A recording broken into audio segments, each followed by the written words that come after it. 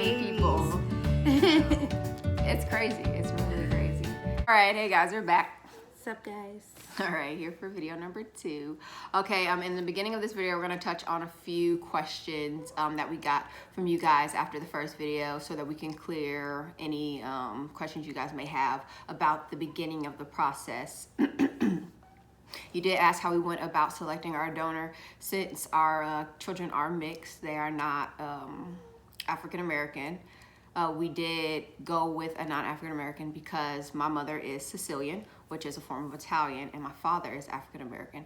So in order to kind of get them to look similar to me, since we weren't using anything from me, none of my DNA at all, we were using all her egg.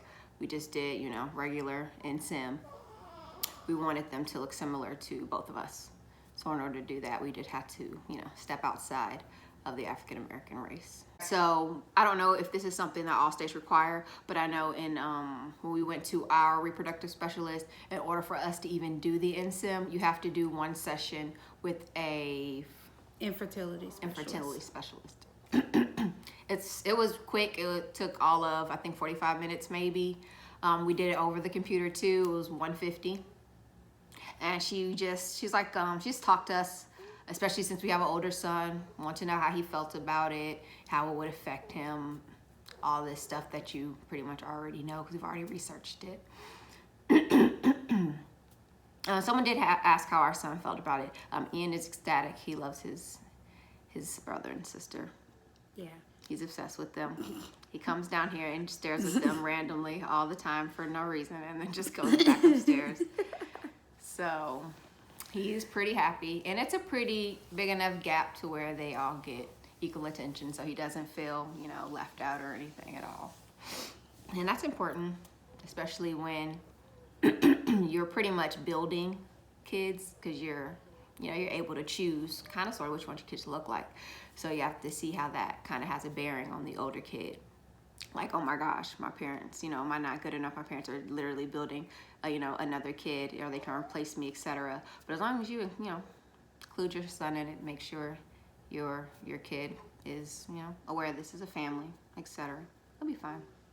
No problems, no speed bumps. So everyone keeps asking us, oh my gosh, you guys had twins. Did you plan it? How did you do it? We want twins. Tell us how you did it. We would like to state once again, we did not want twins. We did not go into this wanting multiples. We was just like, oh, we want to have another baby, and that'll be it. Cool. So this is what happened. So I was like 6 weeks pregnant, and we had just came home from one of Ian's baseball games, and we were like just upstairs chilling, and then all of a sudden we were laughing, actually. Yeah. Like laughing, and then your laughing turned to like, oh my gosh, like I had like a really sharp pain, and it was like not going away, and like if I moved or anything, like it was just the worst. Excruciating. And I'm like, okay, should I call 911? Is this just gonna pass? Because maybe this is just a cramp. That was like the worst pain. But it didn't pass, and it got intensely worse. So I called them. So while they're on the way, we had Ian in the house, and I was also babysitting my nephew, who's 1. So now I'm like, holy crap, we have to go to the hospital. The lady on the phone is like, she could be having a miscarriage. I'm like, oh, whoa. I was so scared. Like, terrified at this point now. Oh my gosh. We had been trying, so I'm like, oh my gosh, we're finally pregnant. Please don't let this be a miscarriage. So I get in the ambulance, and I'm like still in like all of this pain. She couldn't even put you on a stretcher. They actually had to put you in, because we were upstairs. So I had to put her in this chair thing, carry her down the stairs, and then get you into the ambulance. Yeah. And you know, like when, I don't know if you've ever been in an ambulance before, but they ask you so many questions. Like, you're in all of this pain, and they want to know your name, address, birthday, when your last cycle was, like all of these questions. Like, have you ever had a miscarriage before? And at that point, I wasn't trying to answer no fucking questions. I wasn't with her. Like, I had to get all these kids together. So I finally get to the hospital or whatever, and they like take me into a room, and like the nurses start coming in there, and they're like, well, we can't do anything until we know what your name is, such and such. So I'm like livid at this point. Like I think I was yelling at them like what my name was. Like, bruh, like I'm in pain. I don't want to tell you guys this stuff. Like my partner's gonna be here soon, and she can answer all of those questions. So they start. What was the first thing they did? An ultrasound. There was an ultrasound tech that came in, and she said nothing to me, like nothing. She was just like doing her ultrasound or whatever, and then she left. And then I'd make it there. yeah, you were there, You're still in pain. and they were thinking that it was my appendix or an ectopic with one baby.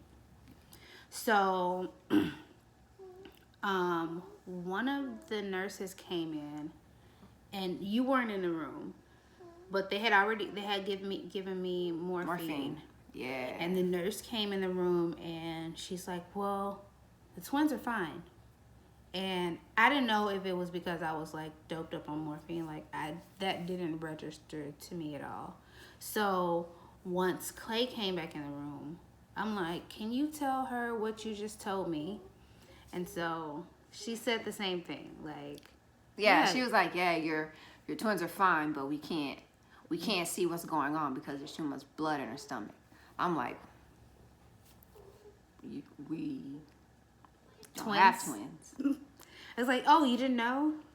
I was like, we didn't know because we don't have twins.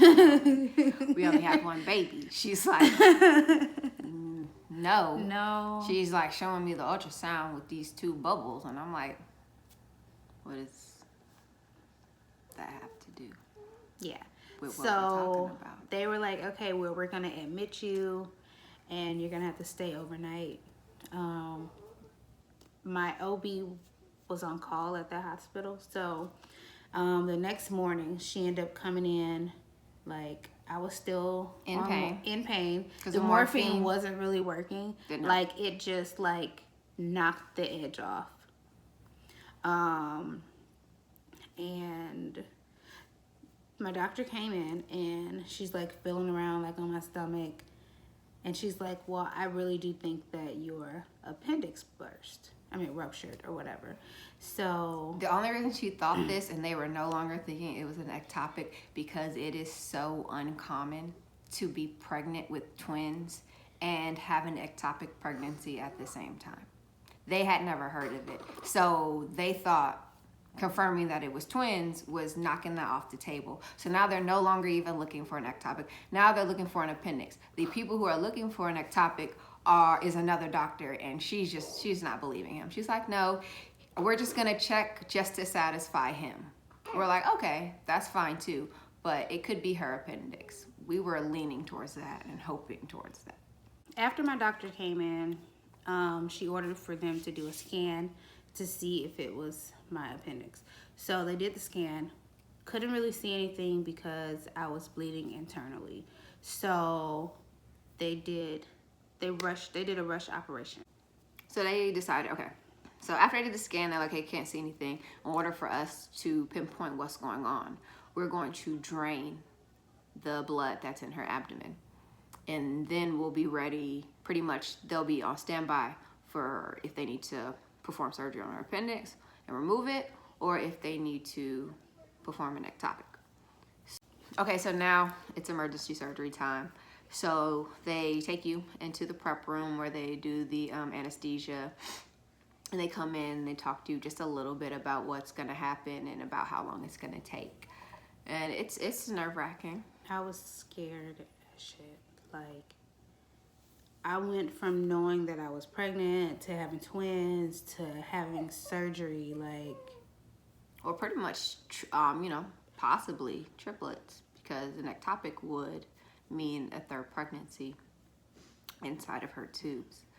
So that was kind of scary too. So, you know, eventually the doctor comes in. She's starting to kind of sway in and out, and they take her off. I go to the waiting room. I wait for her family to arrive because they're on the way. Yeah, like I literally had to call my mom and sister like right when I found out I was about to have surgery, because no one knew that we were pregnant. Like, this is how everybody found out. Well, like our friends and family. Yeah. We still really didn't tell everybody. We only told a select few, like close family, like sister, you know, siblings, parents, etc. We didn't tell like friends and stuff like that. But okay, so I'm in the waiting room waiting for her family to arrive, and I want to say the surgery took about 3 hours. Cesarean surgery for about 3 hours. Eventually the doctor comes back out. She saw smiles, so that was a positive sign immediately. And she's like, your babies are fine. It wasn't ectopic. Oh my gosh. She's like rambling on and on about how she's never heard of this before. She's never seen this before. Oh my gosh. She even has pictures. She's showing me pictures of the tube that she's removed. And I'm like, oh my gosh, this is crazy. We almost had triplets. We went in for one baby and almost had triplets. So the reasoning for almost having triplets is because it was on the left tube, right, on the right side. So the reason for almost having triplets, if you remember from the first video, Keita had 3 follicles on the right side. And when we did the InSem, all 3 follicles were fertilized. Yep. Causing 3 babies. And 1 baby being trapped in the tube. After the baby got trapped in a tube, it grew. Eventually, it broke through her tube, causing her to start to bleed. The bleeding started to shift her organs, which caused the pain, i.e. causing all the stuff that rolled downhill from there. Yep. Pretty crazy whirlwind that went on. So, like, everybody kept asking, like, oh my gosh, like, how do you feel about finding out that you are pregnant with twins? For a long time, like, sometimes even now, like, I'm like, oh my gosh. There's 2 babies. We have twins. Like, we have twins. Like, holy crap. It's two of these tiny babies. People. You know. It's crazy. It's really crazy. It's like, I don't know. It's crazy. It's weird. But we love it. I wouldn't. Like, it took me a while to, like, really not even accept it, but, like, start believing it for real. Mm-hmm. Like, because I don't think we had an ultrasound. Well, no, after surgery, I went back, like, a week later, and we finally saw the babies. Yeah. So, like, I think that was another confirmation, because I'm like, no, it is not 2 babies in there. They just see, like, some specks or something. I don't know. But no, it was 2 babies. So it was shocking. And it's everybody's first instinct is to be shocked. If you're not planned for it, of course. If you've only planned for 1 kid, your first instinct is, of course, to be shocked. Like, holy crap, what do you mean? And then scared, because who wants, you know, 2 babies at the same time? Apparently, a lot of people. I mean, a lot of, and I just said if you weren't prepared for twins, you're gonna be scared. It's like, crap. You know, I already have to prepare to be responsible for 1 baby. Now you're telling me I have to be responsible for 2 babies? Oh my God. It was so many people, like, coming up to me, like, in person, like, on the internet, like, everywhere. Like, oh my gosh, you're so lucky. I want to have twins. I want to be pregnant with twins. You do not want to be pregnant with twins. Yeah, I think you enjoyed maybe all of 4 weeks of your pregnancy. Yeah, because the first trimester I was on bed rest pretty much, from the surgery and, like, just other stuff. Like, with my first pregnancy, like, I was just, like, regular pregnant lady, miserable. But with the twin pregnancy, oh my gosh, like, I feel like I experienced everything that you can experience in a pregnancy. Like, I couldn't brush my teeth without gagging. I got to the point where you were throwing up. Yeah, like, I threw up. Like, I hated brushing my teeth at that point because I just knew that it wasn't going to end well. Like, what else happened during this pregnancy? I had pups, the pups rash, where you get like these inflamed Yeah, it was horrible. bumps like all over your stomach, and it itches so bad. Like, oh my gosh, like not just regular pregnant stomach itch, like chicken pox itch. Like, oh my gosh, it like, was just horrible. Take it away. It was absolutely horrible. And then Kita's stubborn, so trying to help her while she's not feeling well is like trying to help a brick wall. I'm like, hey, do you want me? I'm like reading up on things like, hey, aloe vera and a cold compress will stop that. I don't want no cold ass rag. But all of that stuff was like temporary. But it would stop it. No, it's like I'm okay with constantly cooling the rag. Like, that's not a problem if it'll stop you from going freaking Tony the Tiger on your stomach. I needed some long-term relief, like. And that was long-term, scratching the shit out of it. Bruh, it was horrible. So, what else? So, if you and your partner do want to get pregnant and you are not the pregnant one, be ready to be patient and ignore a lot of shit. If not, if you're sensitive, don't do it. Don't do it. If you're sensitive, do not get pregnant with your partner. You be the pregnant one, I don't know. But you can't be sensitive. Because you're gonna love her so much. And she is just gonna come for you.